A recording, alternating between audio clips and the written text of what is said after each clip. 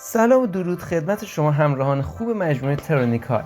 تو این ویدیو با ما همراه باشید تا ببینیم چی جوری کنترل های قدیمی و خرابمون رو آزمایش کنیم ببینیم سالمه یا نه.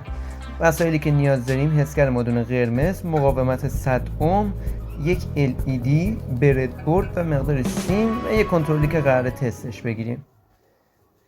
و البته که یه باتری برای تغذیه مدارمون نیاز داریم. بزن بریم. پایه های حسگر رو مشاهده میکنید که مثبت و منفی و خروجیشو نشون داده توی تصویر. اون رو روی بردبورد قرار بدین و مطمئن بشین که اتصالات اون محکم هستش.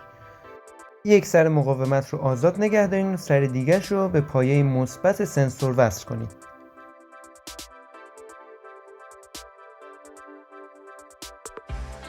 یک تیکه سیم هم برای رسوندن تغذیه منفی مدارمون.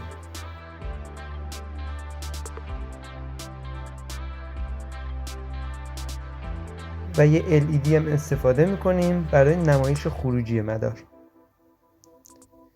به این صورت که پایه مثبت اون رو به مثبت گیرنده و پایه منفی اون رو به خروجیش وصل میکنیم.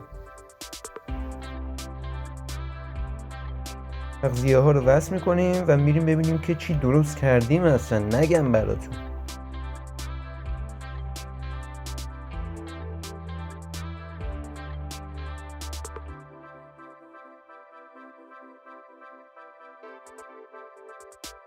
حالا هم همونطور که میبینید وقتی که کنترل رو میگیریم سمت گیرنده و یکی از دکمه رو فشار میدیم، خروجی رو روی LED مشاهده میکنیم.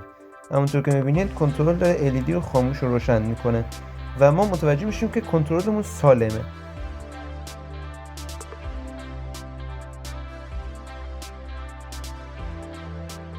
این قسمت رو اگه خواستین میتونید بزنین جلوتر یا ردش کنید، چون همچنان مشغول تست گرفتن کنترل و مدار هستیم. بریم یه شماتیک هم از این مدار ببینیم. به به چه چیزیه. لایک و سابسکرایب یادتون نره و اگه خوشتون اومد صفحه اینستاگرام ما رو دنبال کنید. ممنون از همراهی شما.